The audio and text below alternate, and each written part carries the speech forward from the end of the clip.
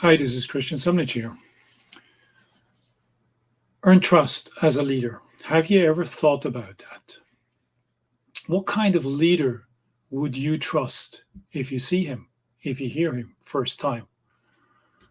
Well, you think that's an easy question, but in fact, most of the people don't know. A lot of people who were working themselves up the career ladder, they were never clear about their own vision, who they wanted to become, who they wanted to serve, what kind of impact they wanted to have on others. So, when you look at your leaders, what do you really like about them? What do you don't you like? What would you love to have? And I can tell you something. During my whole career time, where I was working for leaders as an employee, I usually missed a lot. I missed their clarity. I missed their transparency. And what I missed most was they themselves didn't have a vision. They were not just clear. They just were not clear. The only goal they had were making money. Making money. Some of them also wanted to build out their power over others. Well, that's not a vision. That might be a goal, but that's not something that is going to sustain for a long time. And when you look at certain movies where the leaders discover themselves and when they start to lead, you suddenly realize they want to serve a higher purpose. So what would be your purpose? What do you have? Do you have a vision? I have my vision here. I'm building my leadership academy for women. And over short or long time, I will achieve that goal because that's part of what I want to do, because that's part of what I was dreaming of. When I was lying in bed for 10 months and I couldn't move, not because my limbs did not work, but because I was on chemotherapy. My mind was working. I wanted to leave an impact.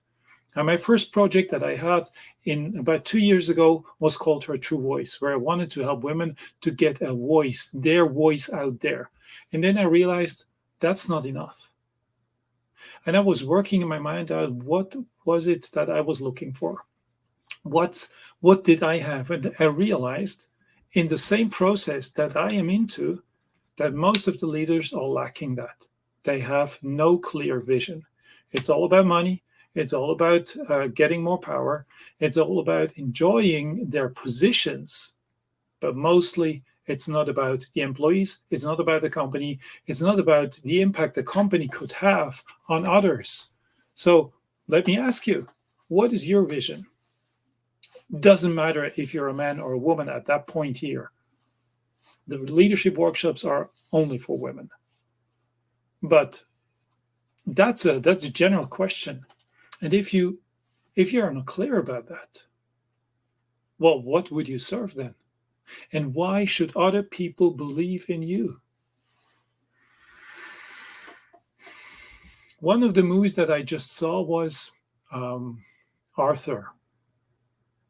Then one of the newest versions of it, of that story, with Jude Law and some other well-known people. And there, the leader, the potential, the new King Arthur, he just denied to be a potential king. He just didn't want to be because he had no vision. He had no idea about that.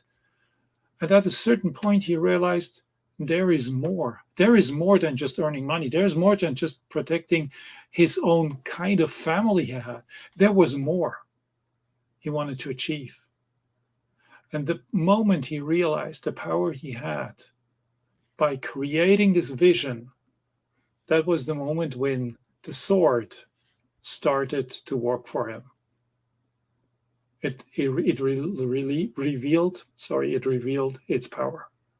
Now, the sword of your mind is going to reveal its power when you are working towards your vision. And then that's the point when people are going to follow you. When they trust you, they follow you.